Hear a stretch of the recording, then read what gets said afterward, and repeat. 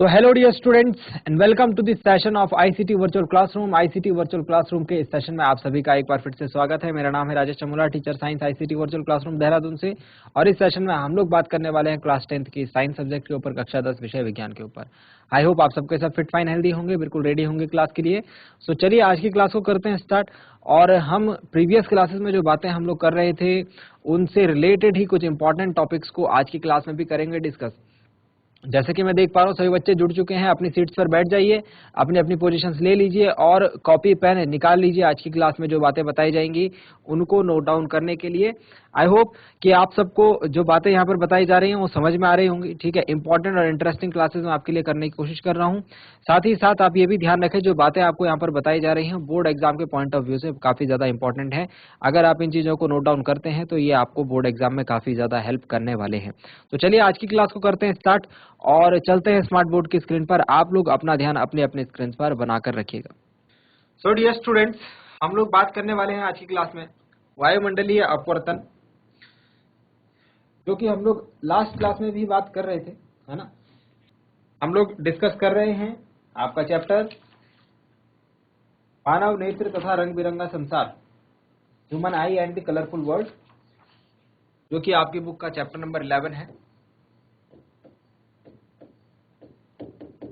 Human I and the colourful world. और इसमें हम लोग बात करने जा रहे हैं इस टॉपिक के ऊपर। वो टॉपिक है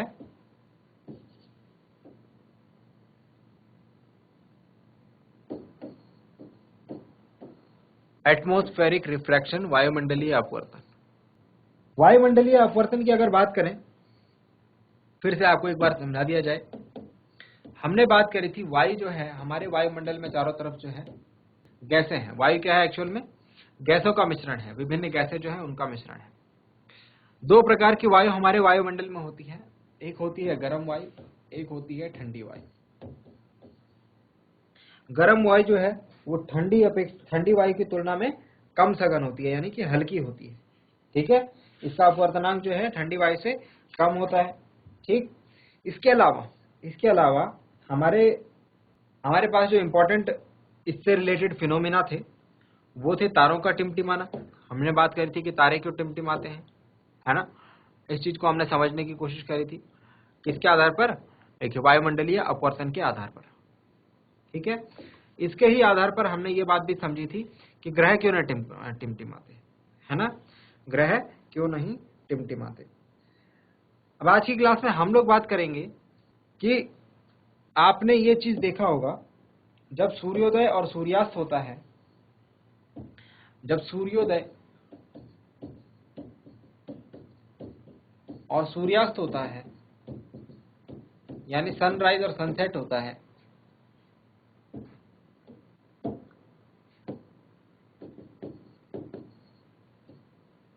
और सनसेट होता है, तो उस दौरान जो वास्तविक सूर्योदय होता है, वास्तविक सूर्योदय से 2 मिनट पहले हमको सूर्योदय दिखाई देता है। क्या बोला? वास्तविक सूर्योदय से 2 मिनट पहले ही हमें सूर्योदय दिखाई देता है, यानी कि जो हमें सूर्योदय, जो हमें सनराइज देखने को मिलता है वो एक्चुअल में हुआ नहीं है, अभी 2 मिनट बाद होगा, लेकिन हमें वो 2 मिनट पहले दिख जाता है। इसके अलावा जो सूर्यास्त है, वास्तविक सूर्यास्त के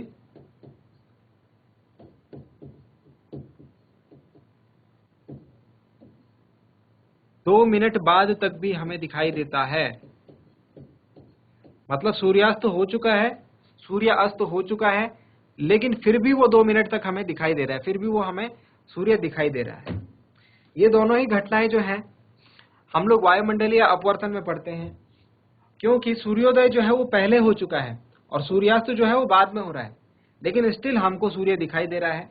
इसीलिए इस घटना का हम नाम देते हैं अग्रिम सूर्योदय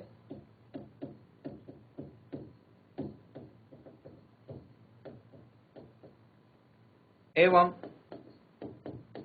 विलंबित सूर्यास्त।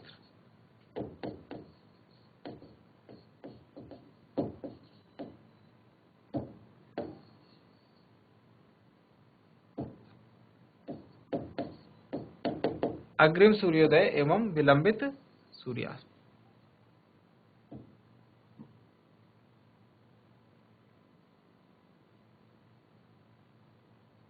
तो चलिए इसको समझने की कोशिश करते हैं कि ऐसा क्यों हो रहा है। ऐसा वास्तव में हो रहा है हमारे साथ, सूर्य और पृथ्वी पर जो खड़ा जो प्रेक्षक है जो देख रहा है इसको, उसकी आपेक्षिक स्थितियों के कारण, मतलब उनकी पोजीशंस के कारण। देखिए होता है कि एक्चुअल में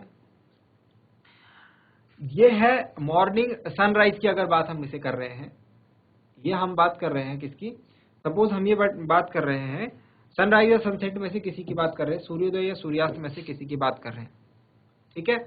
अब क्षितिज मतलब क्या होता है, क्षितिज मतलब होता है जैसे हम यहाँ पर खड़े हैं, हम पृथ्वी पर खड़े हैं और पृथ्वी घूम रही है ना।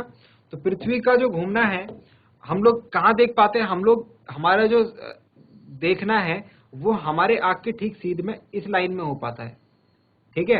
इससे नीचे की चीजों को हम नहीं देख पाएंगे, है ना, और इससे ऊपर की चीजों को ही हम देख पाएंगे। क्षितिज से हमारा मतलब ये होता है हॉरिजन, ठीक है। अब होता क्या है कि जब सूर्य जो है क्षितिज से नीचे है, मतलब इसे हमें दिखाई नहीं देना चाहिए, क्षितिज से नीचे का जो चीज है वो हमें दिखाई नहीं देना चाहिए। वास्तव में सूर्य क्या है, क्षितिज से नीचे है, तो हमें ये दिखाई नहीं देना चाहिए, है ना। बट अगर हम देखें वायुमंडलीय अपवर्तन के कारण सूर्य की किरणें जो है हमारी आंखों में कैसे प्रवेश कर रही है, अपवर्तन के फलस्वरूप ऐसे तिरछी प्रवेश कर रही है, ठीक है। वास्तव में किरणें कैसे जाती है भाई, सीधी जाती है, लेकिन हमने बात करी यहाँ पर क्या है, यहाँ पर जो है माध्यम जो है अलग अलग है, माध्यम का जो अपवर्तनांक है वो परिवर्तित हो रहा है, ठीक है। और हमारी पृथ्वी पर भी हमको गर्म वायु ठंडी वायु का माध्यम देखने को मिलता है, यानी कि हमको सघन माध्यम जो है ऊपर देखने को मिलता है और विरल माध्यम जो है नीचे देखने को मिलता है।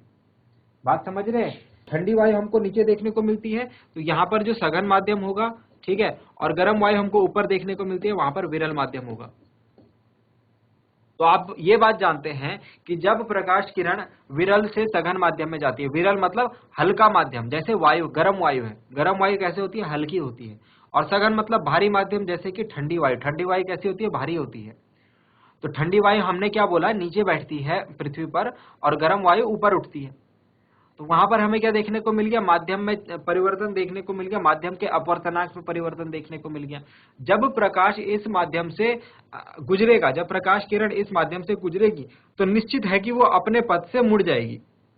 इस घटना को हम कहते हैं प्रकाश का अपवर्तन, और इसे हम काफी बार पढ़ चुके हैं। इसमें होता ही है कि जब दो माध्यमों के बीच प्रकाश किरण गति करेगी तो ये बात निश्चित है कि उसने मुड़ना है, ठीक है।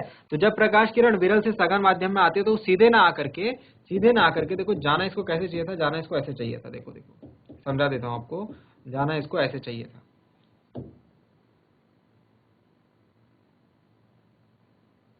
रास्ता इसका कुछ इस प्रकार का होना चाहिए था,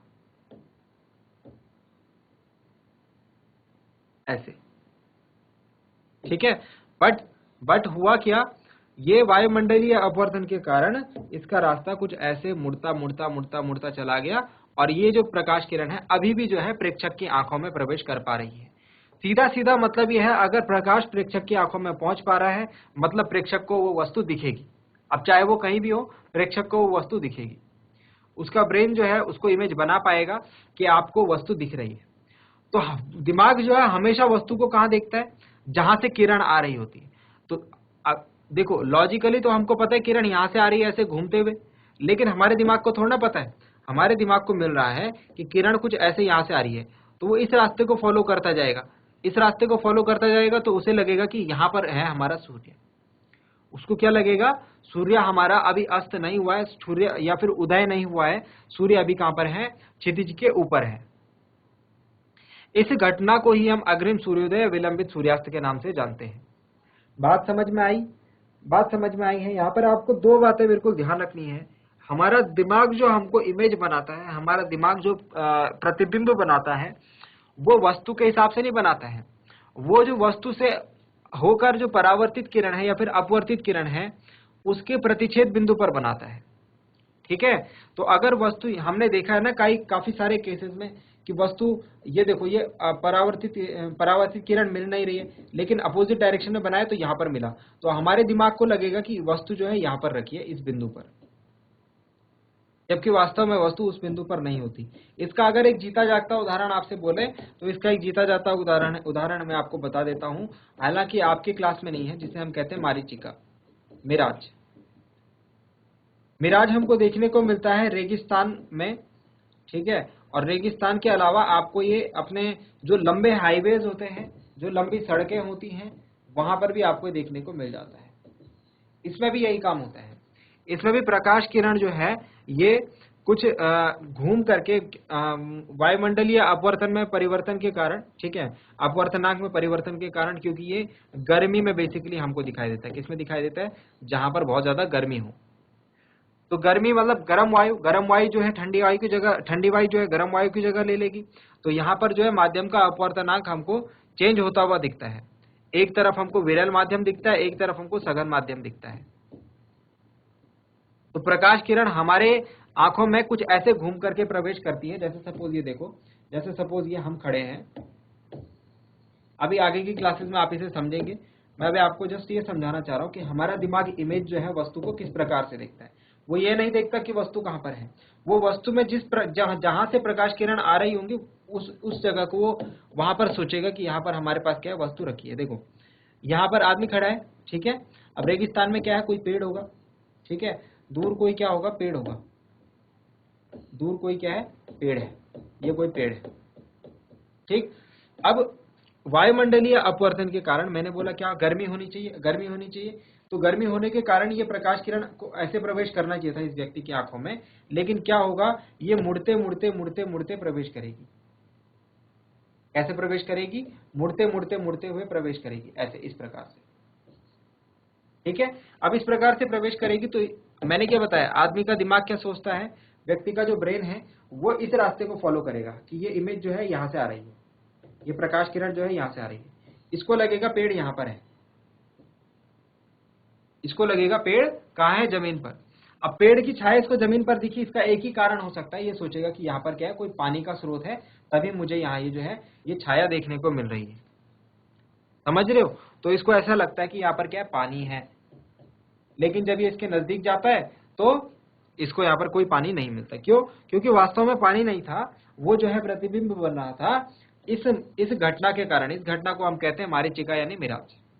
इसे आप आगे आने वाली क्लासेस में पढ़ेंगे, ठीक है। अगर आपको समझ में आया तो ठीक, नहीं आया तो आगे आने वाली क्लासेस में आप इसको डिटेल में समझेंगे।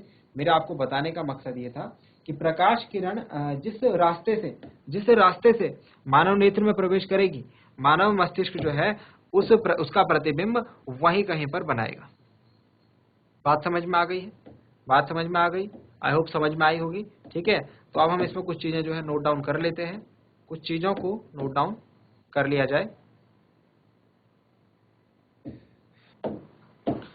सबसे पहला पॉइंट इसमें लिखेंगे,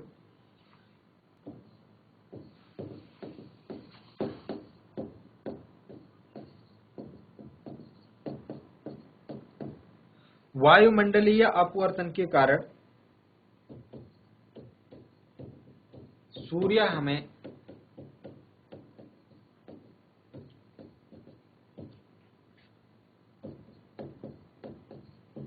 वास्तविक सूर्योदय से 2 मिनट पूर्व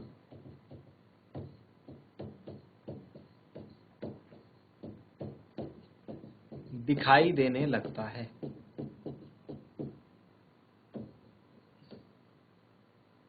या फिर तथा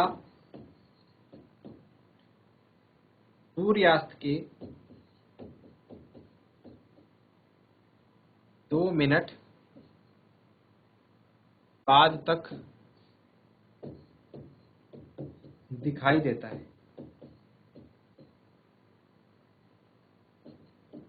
तो किसके कारण होगा ये वायुमंडलीय अपवर्तन? क्या कारण लिखेंगे इसका? वायुमंडलीय अपवर्तन, ठीक है। क्षितिज के समीप या फिर क्षितिज पर हम ये कह सकते हैं सूर्य की वास्तविक एवं आभासी स्थितियां भिन्न भिन्न होती हैं। इस कारण हमें क्या दिखाई देता है, ये अग्रिम सूर्योदय या विलंबित सूर्यास्त हमको दिखाई देता है। बात समझ में आए? समझने वाली पॉइंट ज्यादा थे, ठीक है। और नोट डाउन आप इसको अपनी लैंग्वेज में जो है और भी पॉइंट्स इसमें बना सकते हैं, लिख सकते हैं आप अपने तरीके से, समझ सकते हैं इसको, ठीक है ना। यहां तक समझ में आ गया? ठीक है। अब हम नेक्स्ट चीज पढ़ेंगे, प्रकाश का प्रकीर्णन। तो प्रकाश के काफी सारे गुण हैं बच्चों हम जो पढ़ रहे हैं उसको आप जो है एक टेबल की फॉर्म में याद कर सकते हैं। हम बात कर रहे हैं प्रकाश की, तो प्रकाश के हमने बहुत सारे गुणों को पढ़ा है, ठीक है। प्रकाश के हमने बहुत सारे गुणों को पढ़ा है। तो एक बार मैं आपको लिस्ट बनाता हूं, ठीक है। और इसमें मैं आपको दिखाने की कोशिश करूंगा कि आपने प्रकाश से रिलेटेड क्या क्या चीजें पढ़ी हैं यहाँ पर, ठीक है, और क्या क्या आपको एग्जाम में याद रखने हैं, ठीक है। तो प्रकाश के जो विभिन्न गुण होते हैं, प्रकाश के जो विभिन्न गुण होते हैं, नंबर 1 हमने पढ़ा था प्रकाश का परावर्तन, यानी कि reflection of light, reflection of light. दूसरा गुण हमने पढ़ा था प्रकाश का अपवर्तन, यानी कि रिफ्रैक्शन ऑफ लाइट। तीसरा हमने पढ़ा प्रकाश का विक्षेपण, डिस्पर्जन ऑफ लाइट। फिर हमने पढ़ा प्रकाश का वायुमंडलीय अपवर्तन, है ना, प्रकाश का वायुमंडलीय अपवर्तन।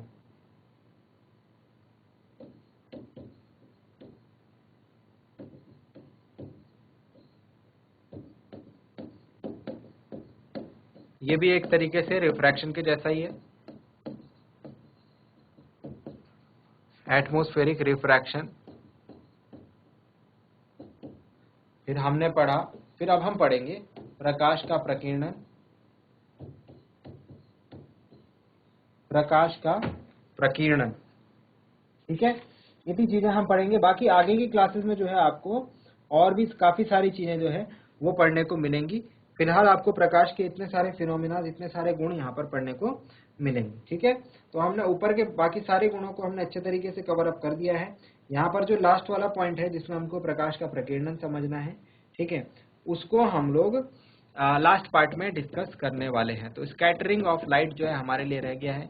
एक बार मैं आपको रिवाइज करवा दूं, प्रकाश का परावर्तन में हमने ये देखा था कि एक समतल दर्पण से प्रकाश किरण जिस कोण पर पड़ती है उस कोण से वो मुड़ जाती है। अपवर्तन में हमने ये देखा था अगर दो भिन्न भिन्न माध्यमों में प्रकाश किरण गति करेगी तो वो मुड़ जाएगी। विक्षेपण में हमने ये पढ़ा था कि अगर प्रकाश, श्वेत प्रकाश जो है किसी कांच के प्रिज्म से होकर गुजरे तो वो अपने 7 अवयवी वर्णों में विभक्त हो जाता है। वायुमंडलीय अपवर्तन में हमने ये देखा कि हमारे वायुमंडल में प्रकाश किरण क्या होती है, हमारी आंखों में सीधे सीधे ना प्रवेश करके मुड़ती हुई प्रवेश करती है, जिस कारण हमें तारों का टिमटिमाना दिखता है, जिस कारण हमें अग्रिम सूर्योदय और विलंबित सूर्यास्त देखने को मिलता है ना।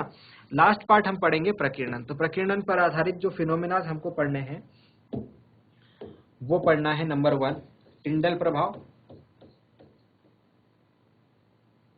समझ रहे हैं ना आप एक गुण पढ़ रहे हैं प्रकाश का, उसके आधार पर आप 3-4 बातों को समझ रहे हैं। जैसे वायुमंडलीय अपवर्तन के आधार पर आपने क्या समझा, तारों का टिमटिमाना, है ना। दूसरा आपने अग्रिम सूर्योदय विलंबित सूर्यास्त देखा।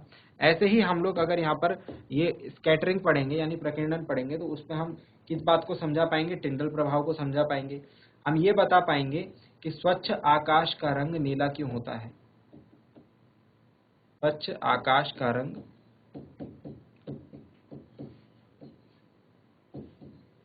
नीला क्यों होता है, ठीक है। हम ये भी समझ पाएंगे कि सूर्योदय तथा सूर्यास्त के समय सूर्य जो है, सूर्योदय तथा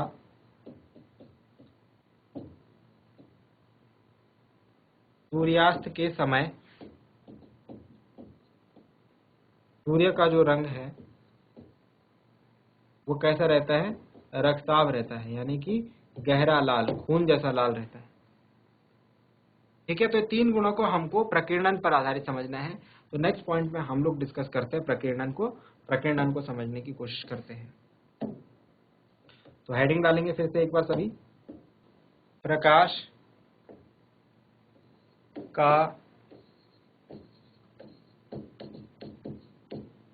प्रकीर्णन।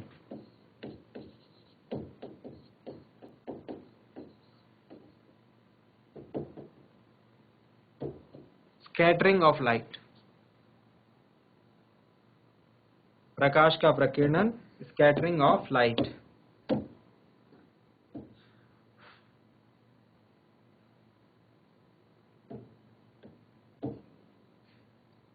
प्रकाश का प्रकीर्णन क्या होता है, स्कैटरिंग मतलब क्या होता है, अगर सीधे सीधे सिंपल शब्दों में हम बोले तो किसी चीज को बिखरा देना, किसी चीज को क्या करना, बिखरा देना।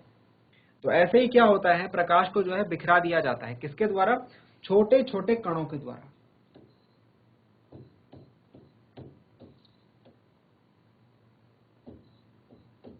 छोटे छोटे कण जो हैं ये प्रकाश किरण को बिखरा देते हैं। बस सिंपल सा मतलब ये है, प्रकीर्णन का मतलब क्या है, ये है। जैसे देखो, जैसे देखना, सपोज और डिटेल में समझते हैं। जैसे सपोज यहां से प्रकाश किरण आ रही है, एक प्रकाश किरण बना रहा हूं, ठीक है, सपोज ये इस रास्ते आ रही है, ठीक है। अब रास्ते में क्या हुआ, कोई छोटा सा कण मिला, रास्ते में क्या हुआ, कोई छोटा सा कण मिला।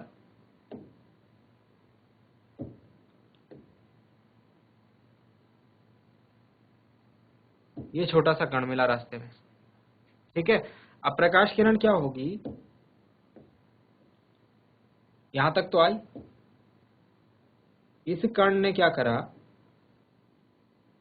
इस कण ने इस प्रकाश किरण को छोटे छोटे टुकड़ों में बांट दिया, ऐसे।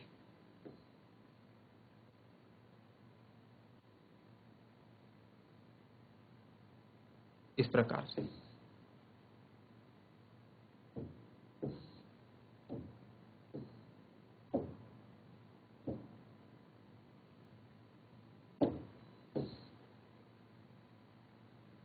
देख रहे हैं आप, यहां पर क्या किया गया, इस छोटे से कण द्वारा,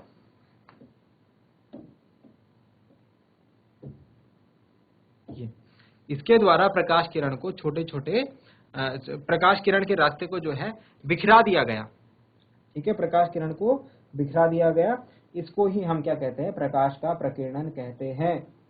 बात समझ में आ गई है, बात समझ में आ गई। अगर इसके बारे में डिस्कस करें, अगर बात करें कि ऐसा क्यों होता है, प्रकाश का प्रकीर्णन क्यों होता है, तो प्रकाश के प्रकीर्णन को समझने के लिए हमको 2-3 बातें समझने की आवश्यकता है। हमने अपनी प्रीवियस क्लास में, डियर स्टूडेंट्स, 9th में हमने बात करी है विलयन के बारे में, है ना। कुछ वास्तविक विलयन होते हैं, कुछ समांगी विलयन होते हैं, कुछ असमांगी होते हैं, है ना, कुछ निलंबन होते हैं और कुछ कोलाइडल होते हैं। ये सबने पढ़ा है 9th में, ठीक है। मैं उम्मीद कर रहा हूँ सबने ये बात पढ़ी होगी। आप लोगों ने ये भी पढ़ा होगा, जब वास्तविक विलयन, कोलाइडी विलयन और निलंबन में हम लोग अंतर करते थे तो हमें यह बताया जाता था कि प्रकाश का मार्ग जो है किससे दिखाई देता और किससे नहीं दिखाई देता है, ठीक है। तो अगर मैं बात करूं वास्तविक विलयन की, वास्तविक विलयन मतलब ट्रू सॉल्यूशन या फिर रियल सॉल्यूशन, कैसे बनाएंगे वास्तविक विलयन को हम, वास्तविक विलयन को हम बनाते, जैसे सपोज पानी में आप चीनी घोल दो, पानी में आप नमक घोल दो, है ना, वास्तविक विलयन। तो वास्तविक विलयन में हमने क्या पढ़ा था कि वास्तविक विलयन में हमको प्रकाश पुंज का मार्ग दिखाई नहीं देता, है ना। वास्तविक विलयन से गुजरने वाला अगर कोई प्रकाश पुंज होगा तो हमको उसका रास्ता नहीं दिखाई देगा। से गुजरने वाले प्रकाश पुंज का मार्ग दिखाई नहीं देता। सपोज आपने एक बर्तन में यहाँ पर वास्तविक सॉल्यूशन रखा है, वास्तविक विलयन रखा है, इधर से आप क्या करो, इधर से लाइट डालो इसमें, ठीक है, प्रकाश पुंज डालो, टॉर्च की लाइट डालो, आपको रास्ता नहीं दिखेगा इसका, विलयन के अंदर आपको इसका रास्ता नहीं देखने को मिलेगा, ठीक है, तो ये हुआ इस बात का मतलब। तो वास्तविक विलयन से हमको क्या देखने को मिलता है कि प्रकाश पुंज का मार्ग दिखाई नहीं देता। ठीक है, किस में दिखाई देता है?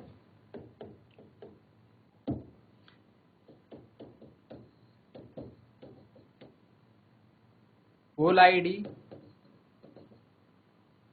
विलयन से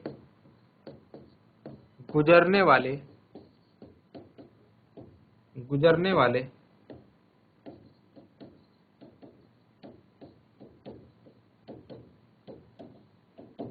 प्रकाश पुंज का मार्ग दिखाई देता है। अगर प्रकाश पुंज कोलाइडी विलयन से होकर गुजर रहा है तो उसका मार्ग हमें दिखाई देता है। कारण की अगर बात करें, ऐसा एक जगह हो रहा है एक जगह नहीं हो रहा है, ऐसा क्यों? अगर हम इसके ऊपर कारण की बात करें, इसका जो कारण है सीधा सीधा वो ये है, इसका जो कारण है वो ये है कि कोलाइडी विलयन के जो कण होते हैं, कोलाइडी विलयन के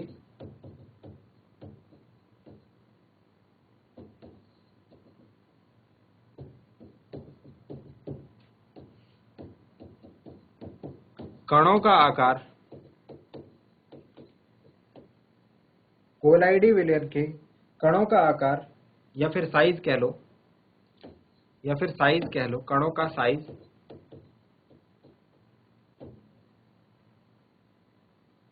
अपेक्षाकृत बड़ा होता है।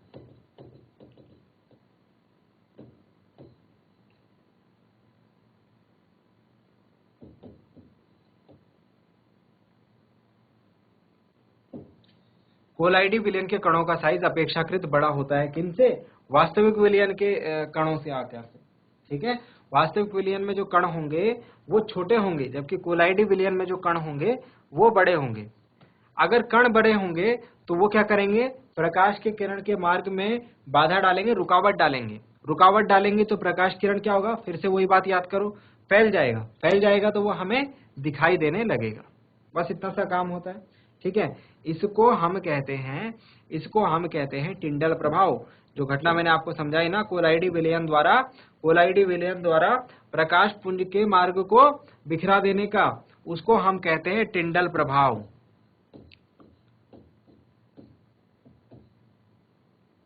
उसको हम क्या कहते हैं? टिंडल प्रभाव।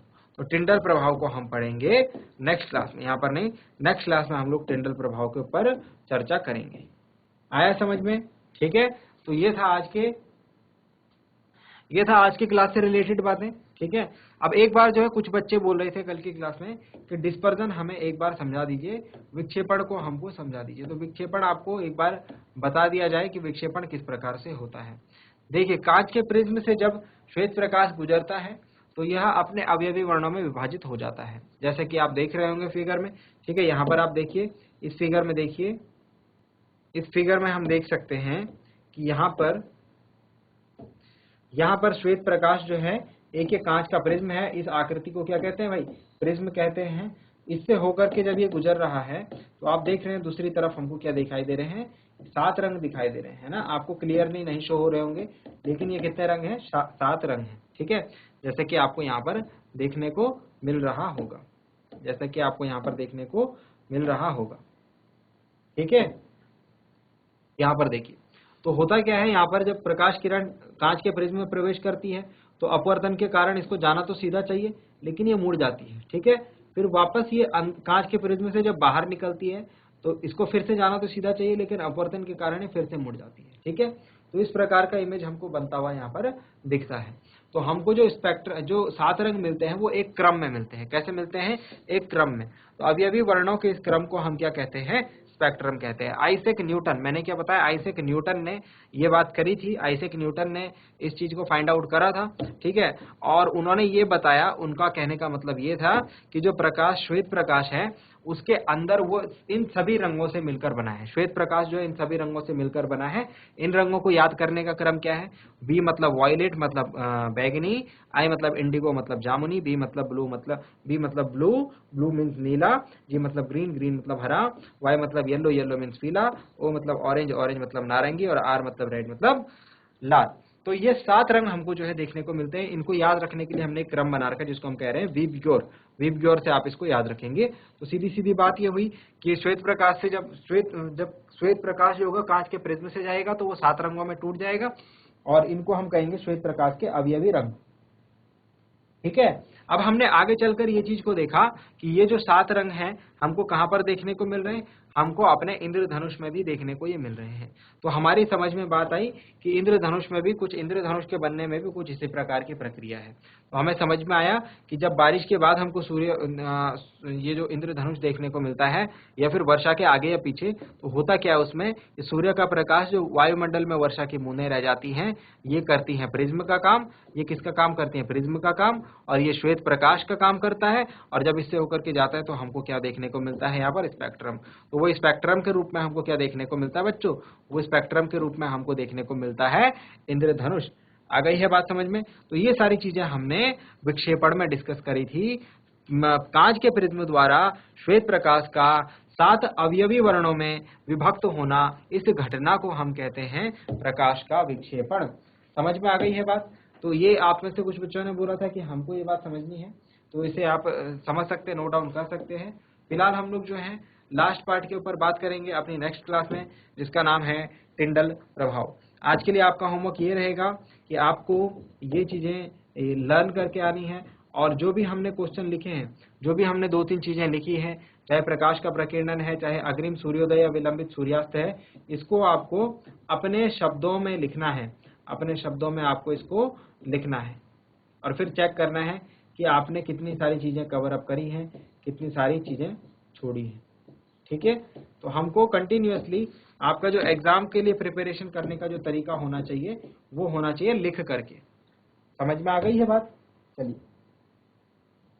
सो आई होप आपको जो बातें बताई गई डियर स्टूडेंट्स वो समझ में आई होंगी, आपको समझ में आया होगा सारी चीजें, और आपको मजा भी आया होगा आज जो चीजें हमने बताई उनको सीखने में। नेक्स्ट क्लास में भी हम कुछ और इम्पोर्टेंट और इंटरेस्टिंग चैप्टर्स को कवर अप करेंगे। मैं उम्मीद करता हूँ आप इन चीजों को घर से एक बार जरूर करेंगे। अगली क्लास में मिलते हैं एक नए और इंटरेस्टिंग टॉपिक के साथ। क्लास से जुड़ने के लिए आप सभी का बहुत बहुत धन्यवाद। Thank you very much and have a nice day.